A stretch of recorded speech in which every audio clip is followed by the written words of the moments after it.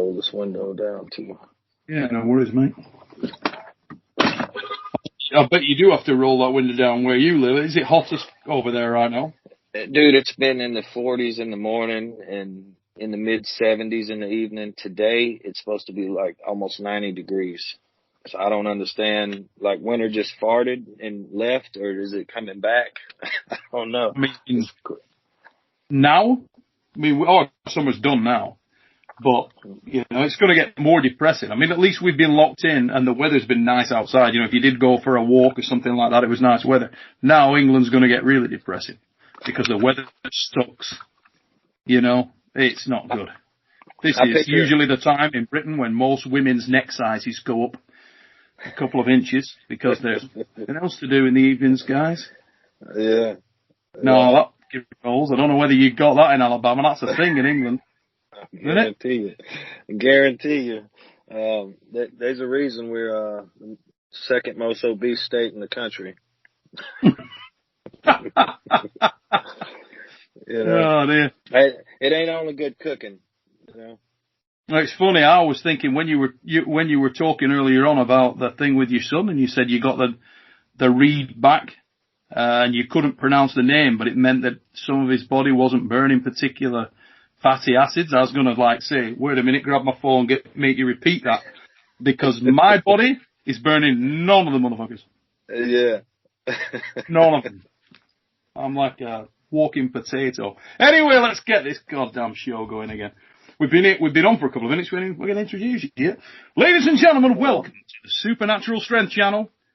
Neil will pick up with you here in the mother fluffing house, and one more time I am with the Bama Bull, Justin Bishop. It's a hot one over there. He's had to wind the window down. That's the cat. We're putting him through it. We're putting him through the ringer. That's what it is. And this is episode 4, isn't it? Is this 4? 4. Yep.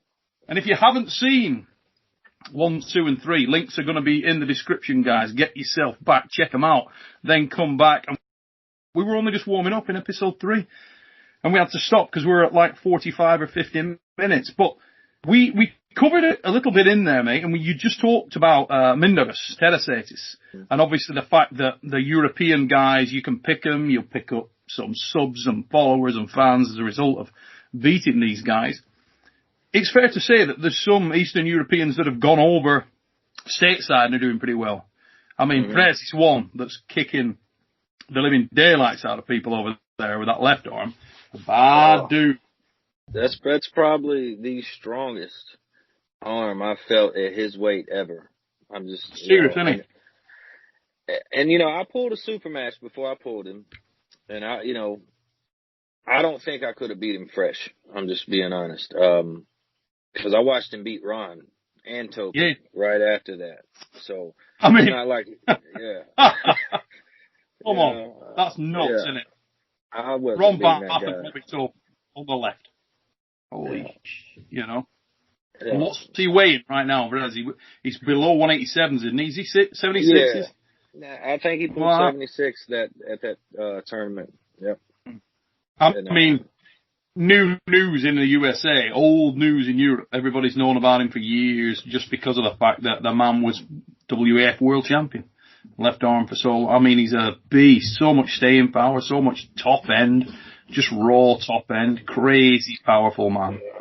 And that's the crazy thing is when they come over here, only a select few know who they are, really. You know, like, I mean, your average arm wrestler, you know, tier 3 arm wrestler, say they probably won't know him. You know, tier 4 and 5 probably know him, but how often do you get those guys to a local tournament, you know, like that? And I didn't know him, you know, but I quickly learned about him. Yeah. And he's insanely strong. And the other guys that come with him are pretty strong too. Oh, hell yeah. The super heavyweight guy. Are they all Armenians? Yeah. All Armenians? Yeah. Okay. Well, let me say they appeared to be.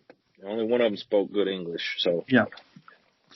I mean, the thing is, you find that there are pockets of excellence in these countries. Once they get on the tear, you'll find 4 or 5 guys in an area, in a given area, and this sort of manifests itself all over the world. I'm sure it does in the States as well.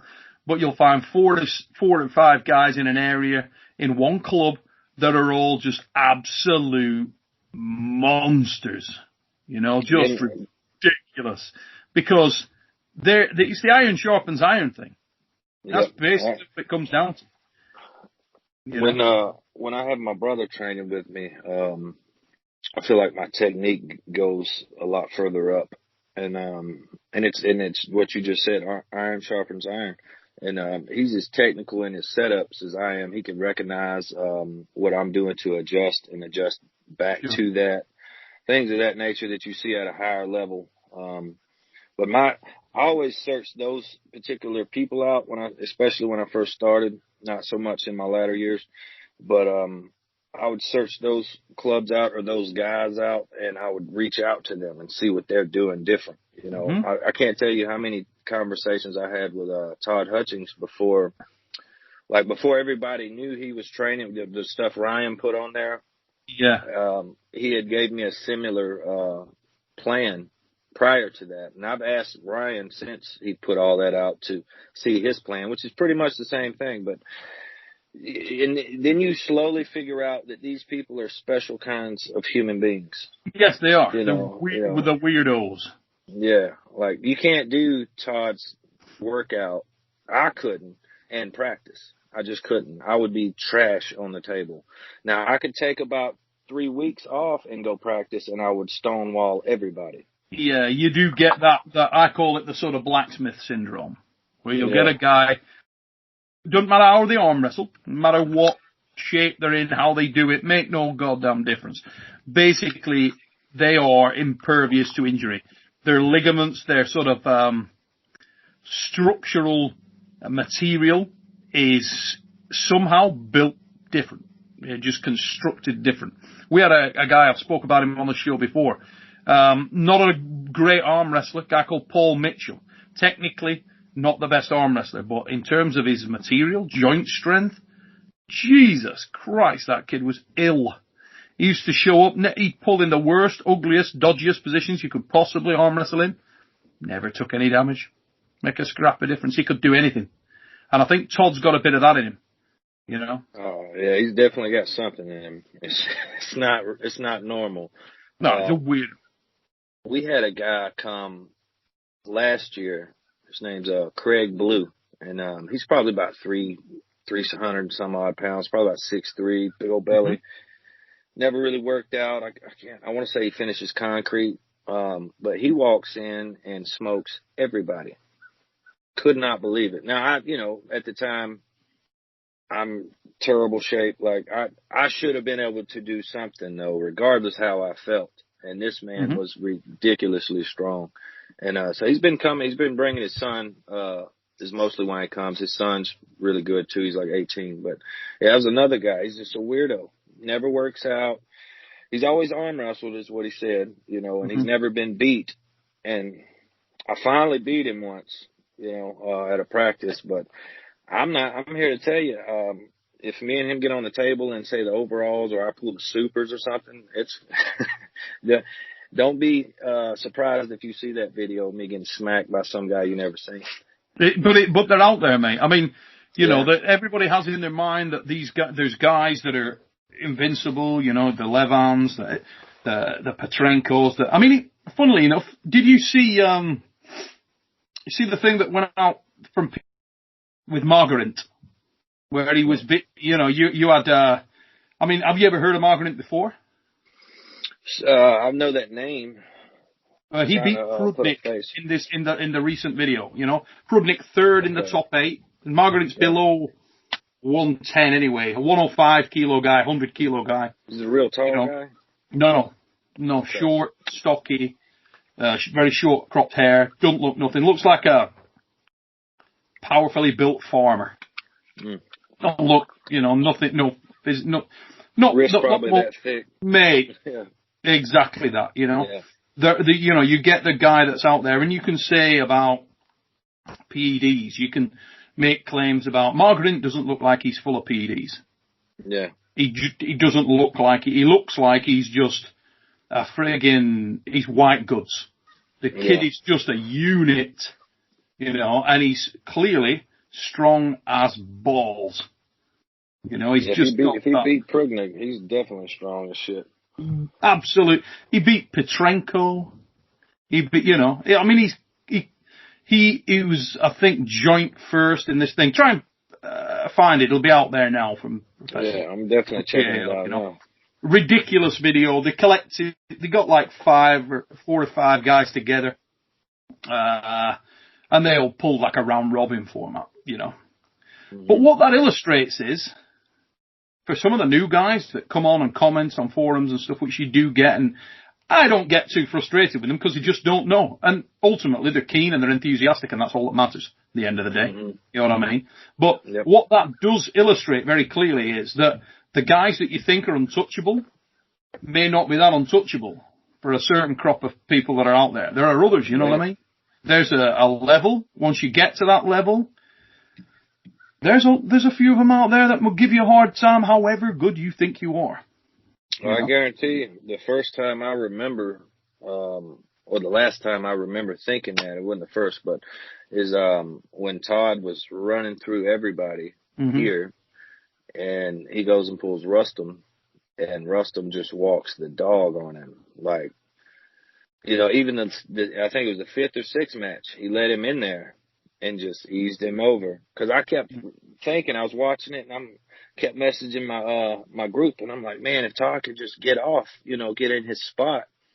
And then I seen that, and I just quit messaging. I'm like, Jesus Christ, this guy, you know, there's levels to this stuff, you know. And when Todd openly says, you know, there's nothing I could do, you know, he was just that much stronger than me, and you're doing what you're doing in the States, you know, it's crazy.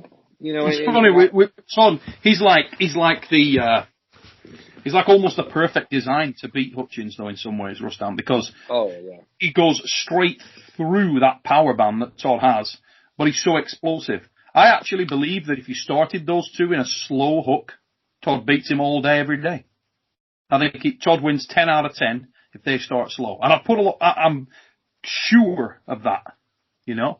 Absolutely certain that would be the outcome. If you put the big Todd Hutchins from World Arm Wrestling League in against Rustam that's just come out of the top 8, there is no way that Rustam's beating his ass. There's no way. I think they met at 209, I believe, in that super match. Sometimes it was close to 209. And he never got his power down, though. When he did, his elastic limits had been blown away. He'd just blown through 2 or 3. Once you've done that, you've done a lot of damage. And Rustam hits like a train. Yeah, I mean, has he ever hit you? No, I don't think I'd let him. But I've met him, and when I met him in Moldova, I was very surprised. I was like, geez, this he's not a big guy.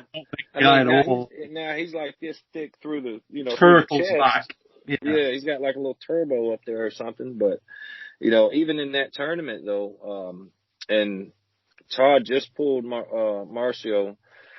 2 or 3 weeks before that, I pulled I can't remember who I pulled as well. We both were on the same card. 2 or 3 weeks later, fly to Moldova. He gets busted by, is it Alan Mackey or something like that? Mackey. Yeah. He busted him 4 times in a row.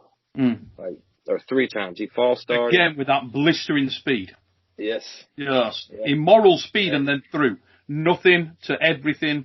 In a heartbeat, and obviously the same day was Zhenya got him as well. So, you know, but and that between me and you, that was a bigger Todd Hutchins, you know. But I've learned that as well. That guy I was telling you about earlier, Eli Sadova. As soon as I recognized that I wasn't fast enough to get off my top roll and my arm wasn't strong enough to keep, to battle in the center, I went straight to speed and straight down. So that guy I know, that guy's, what's his name again? Eli Sadova. It's, spelled kind of weird. I may be pronouncing it. Not Sadorf. Is that how you say it? It would be Sadorf. Good looking kid, dark hair. Yeah, he's really solid. Okay. Really, so he He showed up. I was quite excited when he came to the W.A.L. main draw tournament in about, I want to say 2015 or something in Vegas. He showed up. And I was like, when I saw him sit, I said, oh, this is interesting. Dark Horse in the room. Yeah. And said it on the commentary. Real Dark Horse. He didn't actually perform that well that day, but he's solid as hell. Really solid. The problem is, and here again, you know, I'm hitting back on my upcoming super match, is that if you're a hooker, you're not insanely stupid, that much stronger than every other hooker here, you're probably not going to make out well in a tournament setting. No. You know, and that's just it, you know. My whole approach to arm wrestling back in the day, it's funny, because I used to get a lot of people that say, oh, you know, and a lot of guys can verify this who've trained with me over the years. They'd say, oh, Neil's a top roller, always top roller. Okay? My hook was always stronger than my top roll. But I didn't use that in a tournament. Because if you hook in a tournament, you're going home. Yeah. You go to the Worlds and start hooking dudes, forget it. Unless you're way past them. Like you say, you got to be a different league. You know, I'm fast. I tell them all the time, and my new guys, because most new guys, they like to hook or just sideways. I'm like, look, you got to look at it like this. How many guys can bench what you bench? Or how many guys can curl what you curl? Probably most of them. So you're going to have to strain near your max almost every time to finish. If I can flop your wrist back, you know, and take out half of that exertion, I mean, it's just the smarter strategy. You know what? I used to always compare it to tennis when I was training a guy. Okay, and I'd always say, look, think about it like tennis. If the serve is returned, it's on. It can go anywhere. You want to make it so you're serving an ace every friggin' time. Yeah. The more time you serve the ace, and all the guys at the top level in tennis, if they hit the perfect serve, you ain't returning it. Yeah. Particularly on, you know, the clay court, the game has gone that way. The game is about, and in heavyweight boxing, guy hits you on the chin, you're in trouble. You know, you get cracked clean on the chin, you're in deep shit. And it's the same, it should be the same with your style of arm wrestling. You should get yourself to a level. If you ever think you're going to win anything at elite level, then you need to be able to finish anyone. If you get off clean, it's done. Yep. And then, I found that was one of my holes in my game was finishing. I could always, get to the center or get you on my side, whether it be in a good position or bad. It was finishing. And I've been working on that throughout the last year or two. And one problem I have is the stronger guys don't always make practice. So I have to, make ways, and I've been using the dad move a lot, and just grab them down low and make it harder on me to finish. And that's been working pretty well. I'm sore as hell right now. The thing is, though, it's not. The difficulty is, like you say, with that, it doesn't reflect reality for you. It's sure it's strengthening some links, but I always wonder whether it's strengthening them in reality. In fact, you know what? It's a good point to make a point. I answered something in the comments to a guy this morning. And this guy had made a comment. I'm pretty sure it was on one of our episodes of The Fix. I'm going to try and find it just to refresh my memory. But basically, the whole idea of this was that the guy, really respectful, nice bloke, and never mind this kind of comment because it does give you points to discuss. But basically, it was a gent called Sean Knott, and I said to Sean, I'll answer that in The Fix, which I will do. I'll pick it up in The Fix as well. But he said, there's no way an 80s, 90s, or 2000s arm wrestlers could touch a prime Denis Siflenkov, let alone Levon. Levon will dominate this sport for another 10 years with no health issues. And I said I totally disagree. And why I totally disagreed was, if it was about numbers in a gym, okay, you made the point a moment ago, numbers in a gym, how many guys can bench what you can bench, or nearly? How many guys can curl what you can curl, or nearly? And yet you'll get a guy that can't curl anywhere near you, can't close the hand grippers that you can close, can't hammer curl anything like you, do as many pull-ups, do as many bench presses, lat drag, whatever you want to do, can't do anything like the numbers on side pressure. But you get that man to an arm wrestling table and he will absolutely bust you, beat the crap out of you, just because his package on an arm wrestling table is the one. Yep. Perfect example, Andrew Cobra Rhodes. Yep. In his prime, never went near a gym. You'd get guys that had come up, they'd be lifting crazy weights, supremely powerful. They'd get on the table with Andy and he would turn them inside out, make them his bitch. He'd make them look, I'm telling you, the man made giants look like dicks. I would see that guy just absolutely smash people all over the place. Never went near a gym. He used to speak to him about his training. Said, this is it. This is where I train. But could he arm wrestle? God damn, that kid could arm. You know what I mean? Oh, yeah. I experimented with that a little bit because I'm not a gym rat. I don't like to go to the gym when I'm there. I enjoy it, but getting there is, that's my biggest issue because it's not fun for me. But arm wrestling is fun. So before U.A.L 8, which is arguably one of my best performances, all I did was arm wrestle twice a week up until about 3 weeks out. And, I did it smartly. We didn't do a whole lot of ready goes. I didn't get in a lot of bad positions. And, stayed within your elastic limits. Yeah. And you see how that turned out. I mean, it turned out pretty well. I think my stamina went through the roof for that. I never really felt like I got super pumped up, and it keeps your mind sharp for the setups and everything. Because some things are muscle memory. If I can choose for my hand just to go to the right spot instead of having to think about it, I'm gonna choose this. But the only real hard match I had at that one was Eduardo Tiete, and I remember that guy's one of the strongest arms I've ever felt as far as and that was a 185 class, but he can make 65. Right-handed, far as just straight sideways pressure, crazy strong. Like at that time, if I got the position I got on him, I could just go straight sideways. I did with Anthony D'Alantonio in the finals. Did it twice. Another great arm wrestler. But with him, I remember setting up real high and loading up with him, because usually at that point in my career, I could load up with people and I could feel them go to shake, and I'd be 70, 80%, and I would just blast sideways, and, they would never even feel my power. They're like, oh, my God, how are you that strong? And I'm like, you were right there, buddy. You just hit the wrong direction. And, but I loaded up with him, and my arm started shaking before his. I'm like, I leaned back up. I'm like, oh, shit. All right, what are you going to do? And I switched my position to a low hand. And on go, I just stuck with it, and he moved just a little bit and cracked his own wrist. But this big surprise was when I went to go sideways, it didn't go sideways.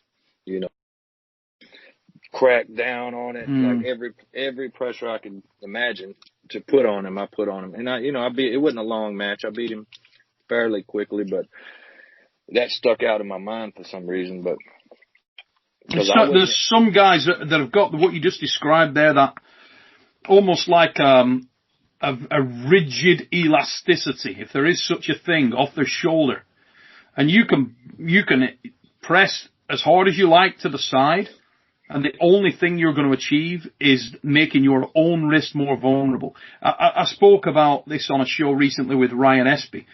Are you familiar with the Dragon, Denny Dupreel, a Canada? Okay. I'm not.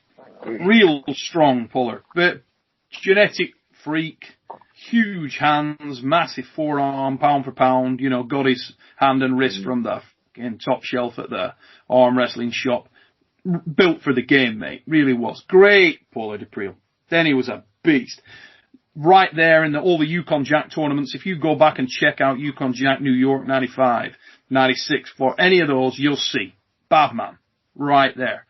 And one of the biggest weapons that he had, if you ever got the opportunity to just roll with him, get on the table and pull, I did a lot with him at the main event in Idaho, I think it was 97. I was playing on the practice table with him. And one of the things that I noticed that he had was that. And another guy that had it, similar time frame, and he was incredible in the straps as a result, was Jason Vale. You ever come across Jason Vale? No, I've watched him a lot, read up on him a lot.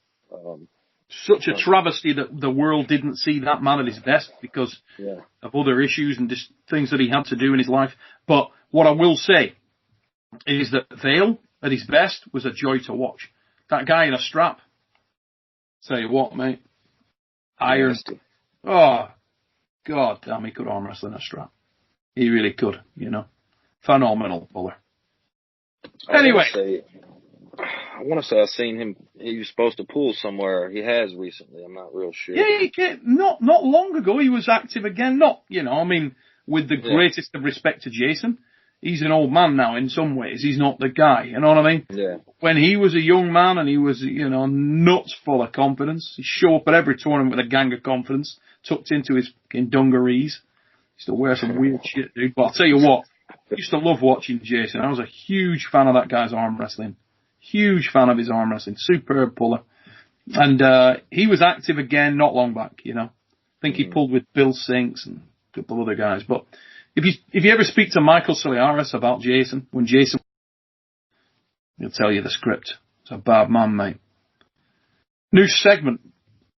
Here we go. North America. Right now. We're going to do middleweights, we're going to do lightweights, we're going to do heavyweights. Firstly, top 5 arm wrestlers in order in North America in the lightweight division right now. Right now. I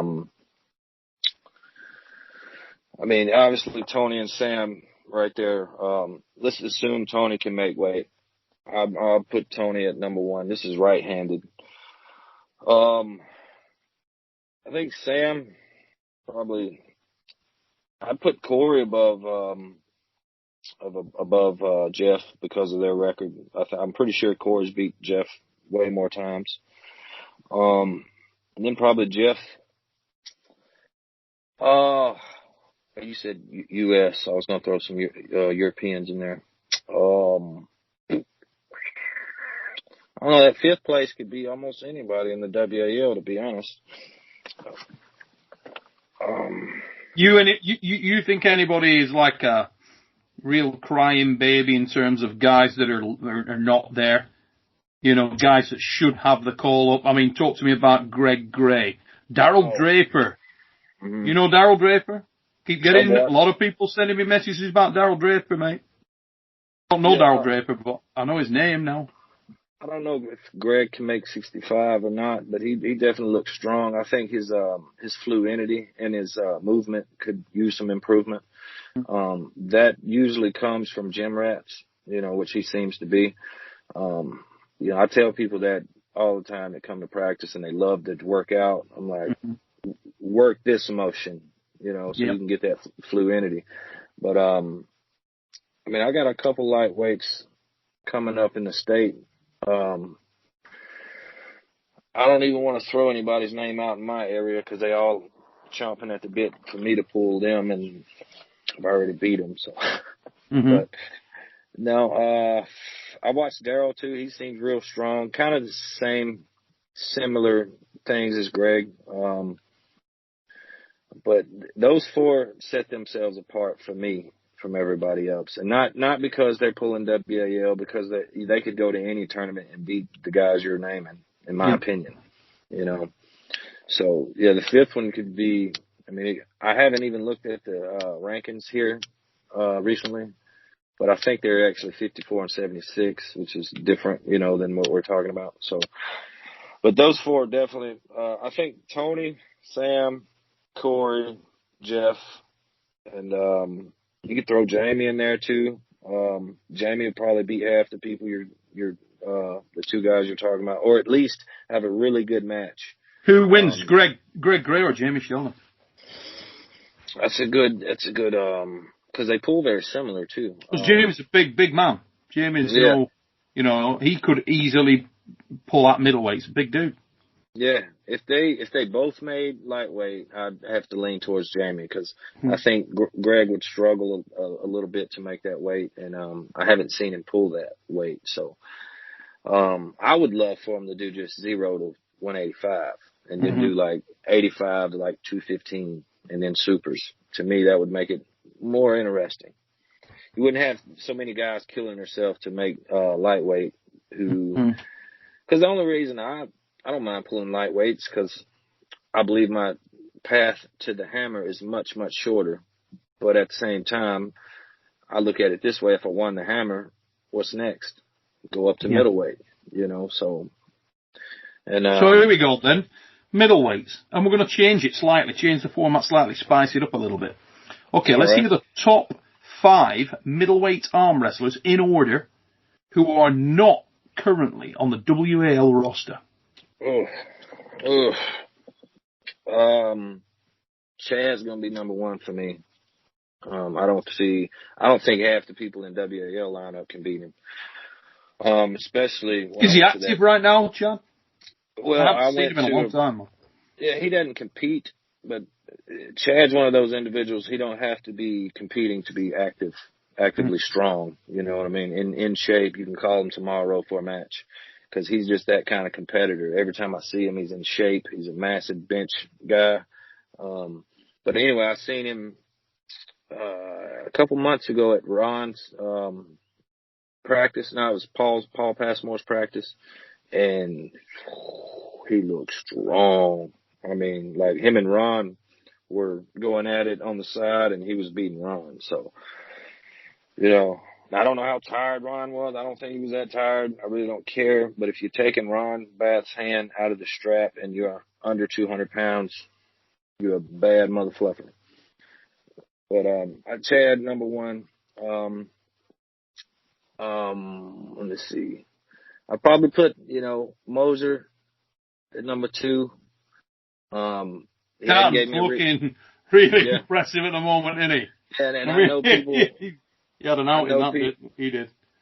I know people hate, for me to, think I hate the guy, but I don't. I actually, the one you're talking about, I'm going to throw this out there because since I just said something nice. If you go back and look, he fouls almost every match. If you watch when he pulled Corey West, he was off the pad this far on go. Up, boom. You're actually the 3rd person that sent me that same thing. Well, the thing is, even having the power to do it's impressive. Oh, no doubt. Yeah, no doubt. I mean, you could say that he did, but the fact that the guy did that, when he was at Nemiroff World Cup, where if you fucking breathe wrong, they'll foul your ass. And, I actually told him I was very surprised he did that well. And not because he's not that good, because he's got that Louisiana hop going, and, my guys from LA going to give me shit about that. But they, but it's common in that state. You better be ready to jump down and look at the elbow, Every time I pull one of those guys, I'm looking at the ref like, go ahead and get down. It's going to happen. But, no, I would put, you know what? I think Craig is a little bit better than him, but being that Dan has the last win, I'll put Dan, at 2nd. I believe it was on fouls, but whatever. You think Chad would definitely beat Dan with Dan's explosive? He's just got too well-rounded, too much stopping power. If Dan got him the first time, he wouldn't beat him again.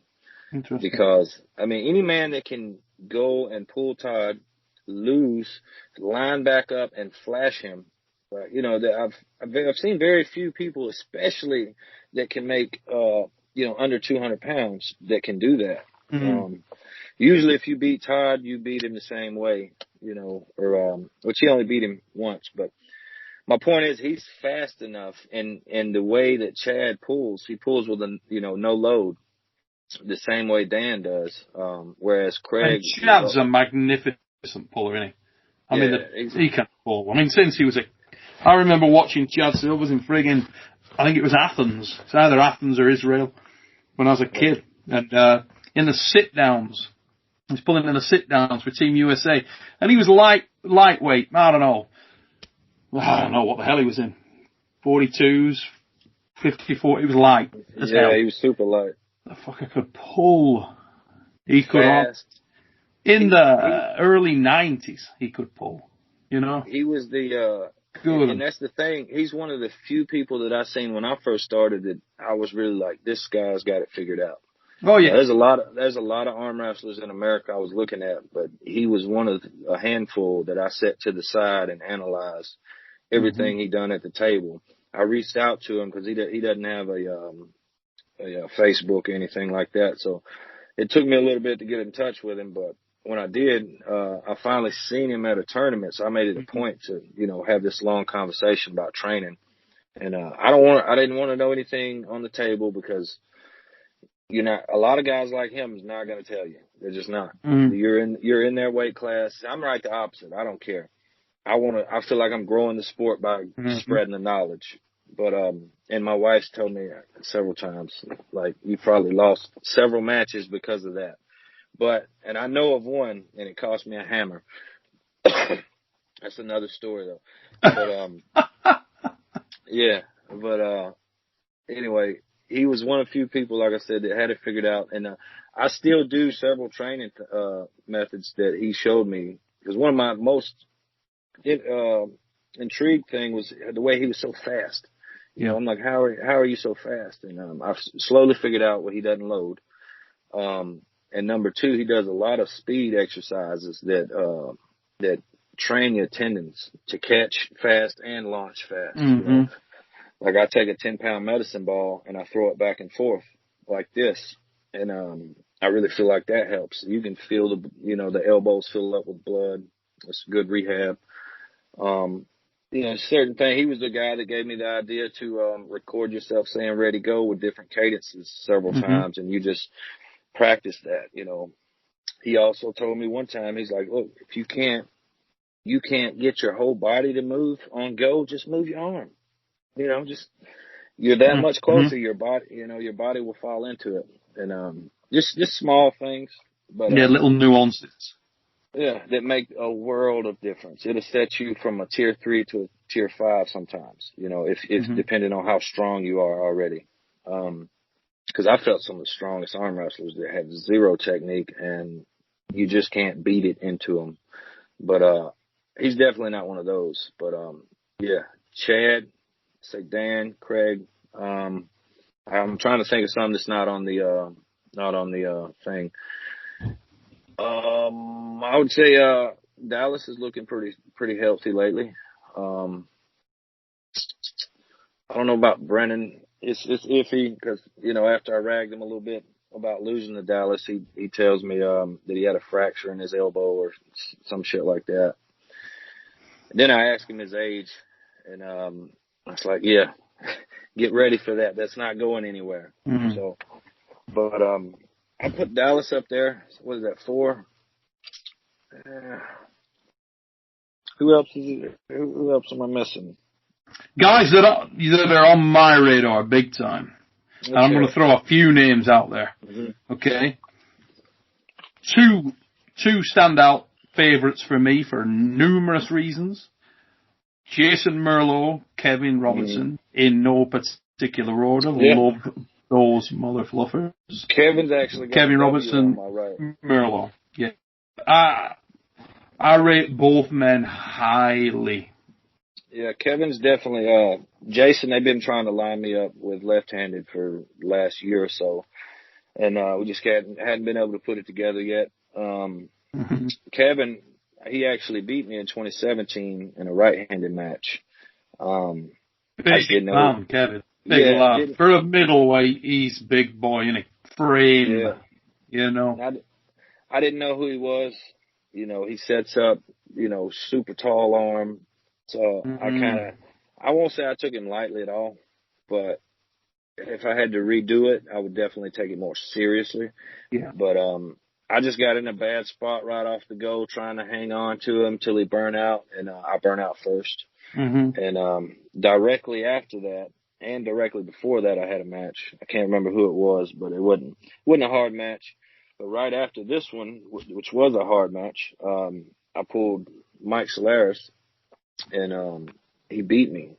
Mm-hmm. This is how I knew what I was going to do to Mike, because I knew what I did to Mike when I was tired, and I still almost did the same thing I did in the super match, and because he ended up having the King's movement, and that's how you ultimately won. Mm-hmm. But yeah, Kevin, I know of Kevin, and Jason definitely is. I don't know how his right is. I hadn't been looking. Every time I hear him, they want me to pull him left-handed. So yeah, good fisherman though. He's a hell of a fisherman. Mm-hmm. That's the truth, and that's another thing, Jason Merlo. It is on. It is on. So that's going to happen at some point. That's happening, mate. Let me tell you now. But and there's so many. I feel like the middleweight division is stuffed with talent. Guys like AJ Henson, just bloody solid puller, don't get a look in. CJ Twine, don't get a look in. Mm-hmm. A lot of the list goes on and on. There's so many good. You've got guys like just stayers like Bill Sinks. He's been there forever. Yeah, I finally got to pull him in 2017, and I was worried about getting in the strap with that man, but my technique paid off. Mowed through him pretty quick, which I don't know what kind of match he had before that, but it's just tournament style arm wrestling anyway. Mm-hmm. I'll say I tend to be better at that because the angle I come at, if you got one shot at it, most of the time you're not going to recognize that angle and you're going to get smacked to the pad. Always remember Bill Sinks, right? Little Bill Sinks story for you. Thunder Bay, Canada. Right? Thunder Bay, Canada. 1998 WAF World Championships. Me and Bill are on the A side. I've already beaten Kanai. I've beaten everybody else in the class, I think, with the possible exception of... No, I'll tell you who I hadn't beaten. U.A.L Lindholm was the only other guy that was there, and we meet on the A side. Marcelo and Bill Sinks have a friggin' career-ending... I nearly flash his ass on the goal, like boom, massive hit, first start. I thought I pinned him, didn't. Watched the video, didn't. Stops me. I come back up to centre. I should have carried on pulling, but I backed off a little. Come up to centre, go for a second hit, and he's there. It's like, oh shit, here we go. And it's on. We get into an absolute career-ending death war. Like 2 minutes in, foul on me, restart. Same, enormous battle. This time I sit back, I think I let him go a little bit and then I'll try and counter. Same enormous death war again. About another minute and a half, 2 minutes in, foul on him. Restart. We go again, another 2 minute screamer again, and I win the match. And I am dead. Everything. Yeah. When you've got failure in every fundamental, your wrist, your elbow, your shoulder, everything. I pulled muscles in my ass. My tracksuit pants are like 3 inches clean up my own asshole because I pulled that. I coughed halfway through the match, stuck my pants up my own ass. Ridiculous. So I've hit the pad and for his winner, and I'm like, yeah, absolutely celebrating. And Bill Sinks grabs me by the back of the head and he goes, Neil, I don't know why you're celebrating, son. You're going home. He knew on the second foul, y'all were screwed. We're battling for second. I'm like, mother. You know what? That's probably what lost him the match, though. I'll tell you. Yeah. This is true, right? And this shows you the caliber of U.A.L Lindholm of Sweden, right? Because we've been battling so long on that table, and we were in like the semi-final stage, quarter-final, semi-finals, the other tables have been running and they've contested one of the other matches on the far table. Before I leave the fucking area, they called me again to pull Lindholm for the place in the final, right? And I'm like, literally, I look around like at the scores table, like, I think it was, might have been Karen Bean. But I looked over at the scores table like, You see, he's had a Debbie Roy Karen. Yeah. I'm like, gotta be joking. I'm literally 10 seconds from pulling 3 frigging wars with Bill on here.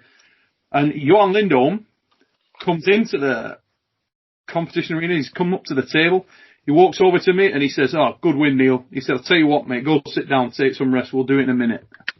And I thought, fair play to you. Yeah. I mean, it didn't matter. I was fucking done. I'm done. I'm going home. But the fact that the dude said that at the World Championships, I'll never forget that. I thought, what an hombre. That's real men shit right there. We lack that in society. And they were going to make me pull the match, and Johan said, "No, seriously, like, give him a minute." Like, and he turned around and walked out of the area. And I thought, what a dude. Let's kick my ass, but fair play to him, Yeah, fair play. Bill Sinks, you son of a bitch, cost me the goddamn gold that day. I do believe he cost me the gold that day as well. You motherfucker. I promise you, if you give him anything, he's gonna pull from that position. It doesn't matter how nasty it looks or any of that. Yeah, man's a warrior. Bill Sinks is iron loving. What a dude. Lovely guy. Massive amount of time for Bill Sinks. He's ace. Absolutely ace. You know what, Justin? Guess how long we've been on this call? Long enough for me to get hungry. Mate, 46 minutes in. All right. I got some good news and some bad news. What's that? So the good news, right, is that probably, I'm going to have to let you go now, that you can go and get something to eat and get on with your day. Bad news. I don't think we're done yet, dude. Hey, I enjoy it. I enjoy talking arm wrestling with you, brother. I learned so much, from watching your podcast and stuff like that. Because we don't, in the States, we don't have a lot of veterans anymore. Lee Culpepper doesn't arm wrestle anymore. Terry Bergen really doesn't anymore, which is probably one of my favorite, coaches. Glenn Brooks is about the only guy still trucking it. And that's why my right arm's sore. Matter of fact, he come to practice Sunday. And, having that big dude hanging off your arm it'll do damage. Yes, sir. It will indeed. But I want to say thanks for coming on again, mate. I know taking your time out of your day, morning over there for you, evening over here for us. But thank you very much again, Justin. This was episode number 4, ladies and gents. Remember, if you haven't seen 1, 2, and 3, get yourself back. Check them out. Links are in the description. Hopefully you've seen them before you get here, but if you haven't, it's not necessarily chronological anyway. We'll finish what we started here with we got the heavyweights to go and probably a couple of different looks on the middleweights and lightweights also. And we'll be back with more from the Bama Bull for number 5. You're catching Michael Todd if you keep this stuff up. Michael's on episode 100. Michael ain't playing. Michael talk all day. All day. But Mike, the good thing about Mike though, Mike will remember every detail. I guarantee you. Of every match that he ever pulled ever. I remember every match I've ever watched Michael live, detail for detail. Yeah. I do. I remember what his wife said. I remember what he said, what the ref said. I don't know why. It's probably because it's always a 10-minute match. Yeah, man gets in some battles, doesn't he? Holy shit, does he get in some battles. I don't even know how you wipe your ass with that arm.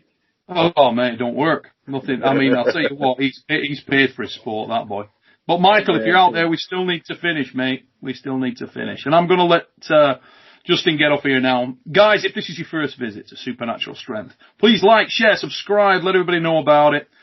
And we will see you back here on another edition very, very soon. Ladies and gents, until that time, take it easy, peeps.